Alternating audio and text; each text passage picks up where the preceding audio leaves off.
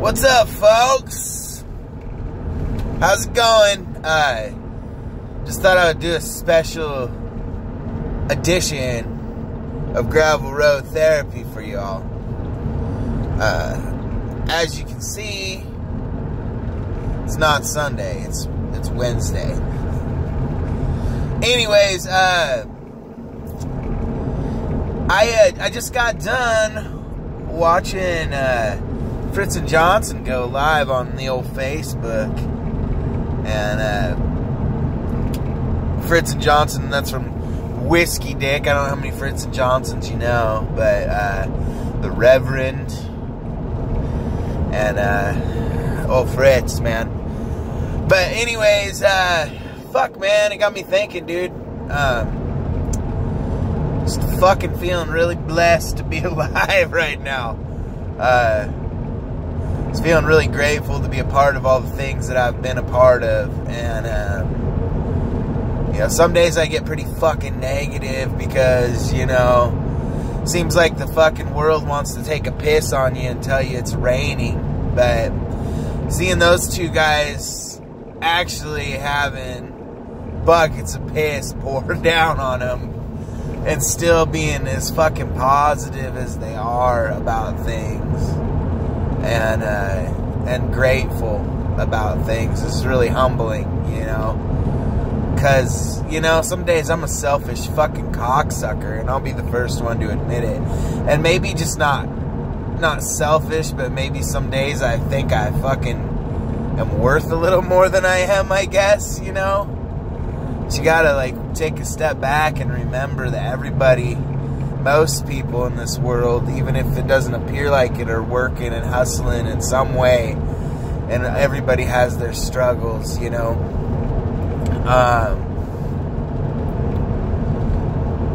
But yeah, so we ordered some patches through those guys, and I'm pretty excited about them. They turned out really good. They'll be up for sale on the store pretty soon. They're going to be doing a deal too. It's their 13th anniversary. So I really encourage anybody who gives a shit about anything I say to go purchase some of that shit, man. It goes to them. You know, not only is it really, it's supporting a small business, but it's right now it's supporting a small business that's ran by two really great, good-hearted people that really care about music. They really care about the roots music. They really care about the scene. They care about people. They care about their fans. I really can't express how much WhiskeyDick has done for Ruckus and the Boonies as a whole, you know. So, I mean, seriously, I can't. They've never taken their full guarantee from me, ever. They've never complained about what I've given them, and it's never been much. You know, they always have got great attitudes. They always treat the people around them with the utmost respect. And on top of that, they're just a great band, you know. They're really top-notch people, in my opinion. But anyways, so if you can go and support that, I definitely would. Love the shit out of those guys, man. And I really wish them the best. And I hope to see them back out in spring. I hope we can meet up on the road. Because I don't get to get out very much. But I'm going to hit it hard in May for a couple weeks with the Travelers. And Honeycutt will be on part of that tour, I believe. Coming out, fucking bringing the Ruckus brand out. Really just trying to put us out there a little better, man. When I quit my job last year that I had for 5 years, and I loved it, you know, I love that job quite a bit. I promised myself though, that I would never let myself feel the way I did when I walked out of there that day. You know, because it takes... I love that job a lot, and I love the people I work with there. And I walked the fuck out. No notice, no nothing. 5 years of work experience. 5 years of building rapport in a certain work field. I just flushed it down the fucking toilet, pretty much. And it took a lot to get me there, and I'm not gonna fucking tell you that it's all my fault, because it's not. I spent a long time questioning myself deeply about that, and blaming myself for that. But at the same time, there's two parties involved in that. Actually, multiple parties, but I will just cut it down to two, myself and then the company. Not even the company, but the place I was employed at in particular. But at the end of the day, it probably was just more my own bullshit. But the point I'm getting at is that when I quit that job that I love, that pays my fucking bills and keeps a fucking roof over my head, kept food on my plate, kept my fucking kid wearing shoes, I fucking promised myself on that fucking day that I would never fucking let myself feel that way about anything in my life again. And I would never put another thing that far above my own dreams and my own goals. I spent a lot of time being dogged by Harris. And I spent a lot of time sinking everything I love into it. I fucking sacrificed most things to be dogged by Harris. And up until I met Claire and Paige, I sacrificed a lot more. The second I met Paige, she became the most important thing in my life. And that's how it is, you know. So she will always be my number one. Claire will be a close second. But, you know, at the end of the day, Claire, if it was just me and Claire, I wouldn't have to sacrifice being dogged by it so much. Paige takes a little more sacrifice, you know. She needs somebody around. She needs people taking care of her for now, because she's fucking 10, you know. So, and I've always promised myself, if I was ever in the position to where I became a father, whether it be fucking, you know, biological or not, it doesn't fucking matter. I always promised myself that I'd give everything I have, and it's not always as good as, you know, somebody else's dad probably, but the fact of the matter is like, touring full-time like I was is not an option right now. I mean, unless a fucking miracle happens, you know, because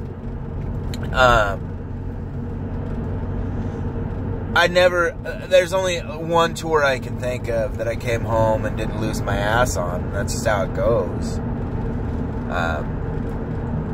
You're just getting by, you know, and I can't just get by anymore. If it was me, I could, you know, but I need a foundation now for my daughter.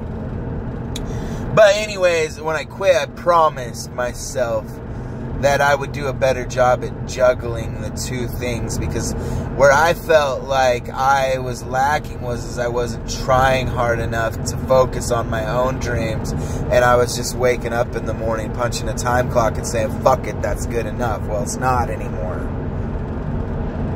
And so I guess the point that I'm getting at here is that when I quit, and I promised myself all these things, I went right back into the same field of work that I was doing, just at a different place. It's like a Band-Aid fix. And I really like it there. I like my boss, I like the people I work with, I like the job itself. It was a nice breath of fresh air.